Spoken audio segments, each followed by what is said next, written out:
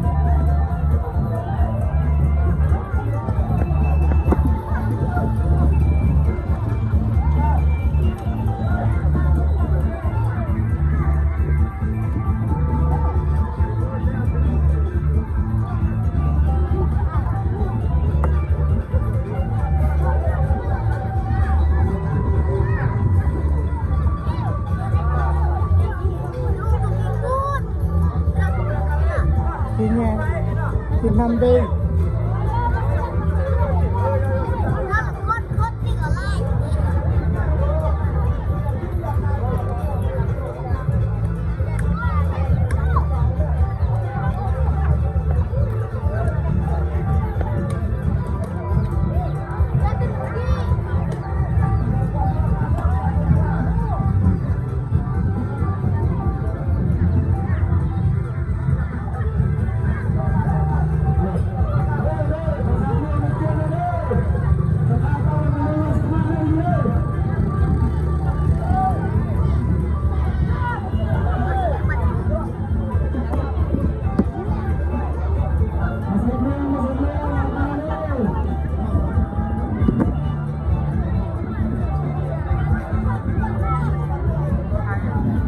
bagai ya.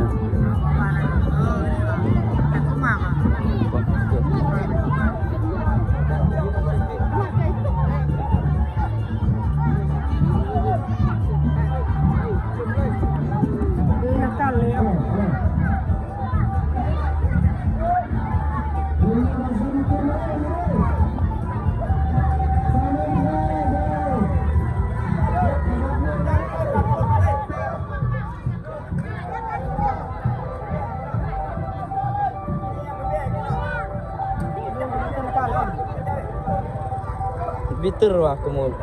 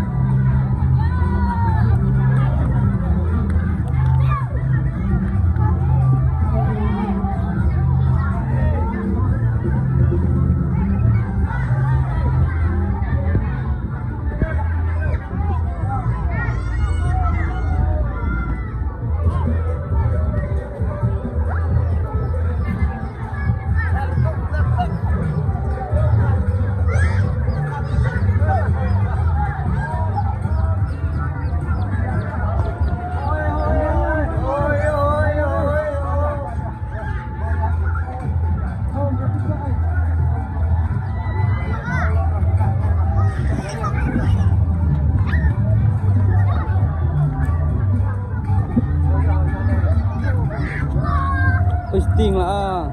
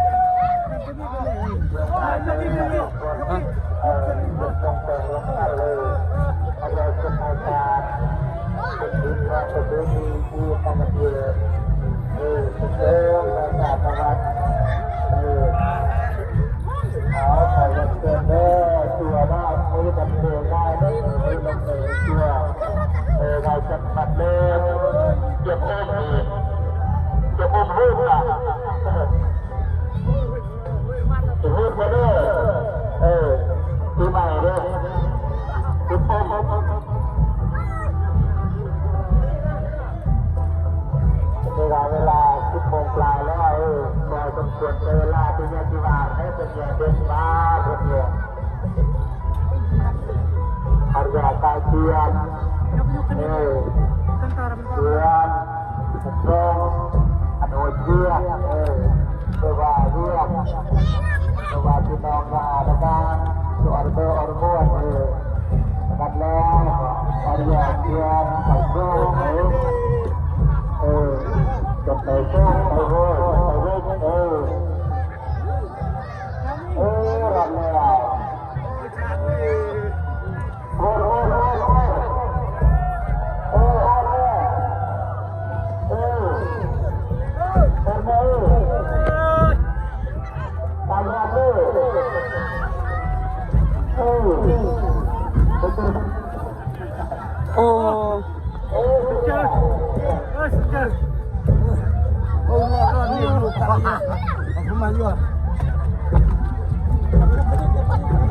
Oh.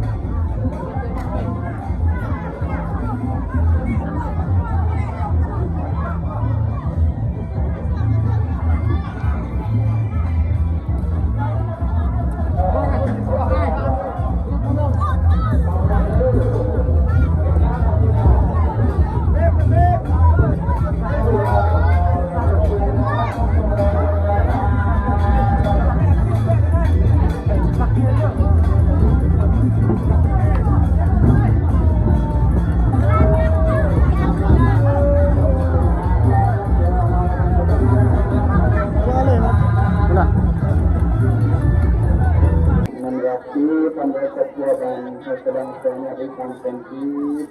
โมทนาบุญเลยแต่มาก็มีทั้งสายศรัทธาในออกสิ่งเลยคือต่อไปแต่มาก็มีทั้งสายศรัทธาในออกสิ่งนะความโดยครอบครัวบ้างนอกสิ่งนอกสิ่งนะบางมาแสดงบางมาแสดงเป็นเนี่ยคือรู้เป็นที่แต่เป็นเป็นทางเป็นมือเป็นบารมีเลยทำคุณเนาะแต่เนี่ยเป็นคนโดยครอบครัวลูกหลานที่พี่น้องวันเป็นเนี่ยแต่ที่เป็นนักแสดงประการเจ้าเวลาบรรลุคณะบำนังพระพุทธศาสนานั่นเนี่ยเป็นคนโดยครอบคนโดยครัวบางมาแสดงวันเป็นเนี่ยอีกนั่งสังเกตขอสลายตัวเป็นคนทางทางหลังเลยการไปทำไปสู่เป็นครอบครัวตรงนี้ยังเป็นสุขมาเกาะยังไม่เห็นเลยยังไม่เห็นเลยอันนี้เราทำทุกความเจริญมีสุขมีใส่ที่มาทำในน้องใครมีสุขมีใส่เด้อมันมีสีสุขนะเราจะตกจะตรงอะไรกับความโมทนาบุญมีสุขอยากเป็นในขณะที่นั่งเป็นชีวิตแต่ประมาณจะมีทั้งสายศรัทธาครอบครัวครอบครัวแบบต่างๆเด้อความเดือดครอบครัวอะไรเงี้ยความเดือดภรรยาคนนั้นคนแต่เนี่ยที่เป็นเงินทองแต่ชาพันธิเด้อชาพันชายมีชายดีชายไหนเด้อครอบครัวแบบต่างๆบางแสดงเนาะเป็นความเป็นเนี่ยเป็นมันเป็นสบายใจเราเรียนว่าการสร้างมัดนะการรักษาเป็นจำนวนชาพันธิชาวหันชาวที่ชาวเนี่ยเด้อบางมีที่สุดเนาะแต่ประมาณจะมีทั้งสายศรัทธาครอบครัวทางเชียงรายเลยทางเชียงรายจะดีที่ละเลยเป็นมือคู่กันนะเป็นน้อยตามในจำนวนครอบครัวรวมเป็นเนี่ยอีกทุกคนที่ขอคุณทำมันคือได้ขอคุณมาทำมันแต่ขึ้นจะมีเรื่องอย่างคือมีของน้ำน้ำเป็นน้อยนะมีเรื่องเรื่องที่เป็นที่แต่มาแล้วมีทั้งสายศรัทธาครอบครัวมาขึ้นมาขึ้นนะแต่ศรัทธานั่งกันที่ขอคุณทำมันคือได้ครอบครัวนั่งขึ้นเป็นศรัทธานะวันเป็นที่คิดทันทีขอคุณทำมันคือดีแน่แต่มาจะมีทั้งสายศรัทธาครอบครัวมาเยอะคนเดียวครอบครัวบางเลยก็นั่งนะวันเป็นที่สาพันธิสาดุบุญทำมันคือดีแน่เลยมีแต่ความสุขความเจริญสุขกายสุขใจดีแน่ราคาทุกเรื่องนะเป็นมันคงเลยที่ใส่ในทางกินได้มีตัวนี้เป็นตัวตัวนี้กันเลยย้อนนะตาพันธิประมาณนี้ทั้งสายศรัทธาครอบครัวเนี่ยนางก้อนเนาะนางแบบยกฟ้องห้องเนาะบางห้องเนาะในสมัยทุกพันธิแบบนางเลยเวลานางก็นอนเป็นเกณฑ์ใส่ครอบครัวนางตนาอีกสาวพันคีบุญคำนำสู่ต่อมาก็มีทางสายศรัทธาครอบครัวมีออกนางออนซีมาแต่ไกลได้บานนำท่วมเนื้อเนาะมาห่วมโปรโมทนาต่อยอดอีก100,000 กีขอให้เป็นแสนทางแสนมีเด้ออย่าได้บกเป็นหาดอย่าได้ขาดเป็นวังเต็มวังคือเก่าทานเมื่อเสาร์ไรเข้าเมื่อแรงก็คือขับครัวมีออกนางออนซีเนาะบานนำท่วมเนื้อมาแต่ไกลนี่เนาะเมืองนำบากเมืองนำบากแฝงหลวงพ่อบางห่วมตัวยอดต่อกุศลอาจจะเป็นมากินมาทานน้ำลูกน้ำลานน้ำครอบน้ำขั้วเนาะมาต่อยอดน้ำพ่อแม่ครูบาอาจารย์100,000 กีบเดินทางตลอดปลอดภัยเด้อมีโศกมีใส่เนาะผู้อยู่คอยมีโศกเนาะผู้อยู่คอยมีใส่ผู้ไปคอยมีโศกเนาะอยู่ดีไม่แห้งต่อมาก็มีทางสายศรัทธาครอบครัวฐานสมจันทร์บ้านนาตูนเนาะบ้านนาตูนเมืองขวางเขื่อนพงศรีเมืองเฮานี่เนาะบ้านเฮานี่ในหัวโมโปโมทนาอีก50,000 กีบขอให้บุญคำนำสู่เด้อคำคุณเนาะขอเดชคุณพระพุทธปาธรรมประสงค์คุณพ่อแม่ครูบาอาจารย์จงไปคำไปสู่อุดหนุนครอบครัวจงอยู่เย็นเป็นสุขเด้อขออย่าได้เห็นเวียนอย่าเด็กเห็นน้อมมีแต่ความสุขความเจริญครอบครัวทานสมจันทร์บานนาตูนห่วมตัวยอดอีก50,000 กีบ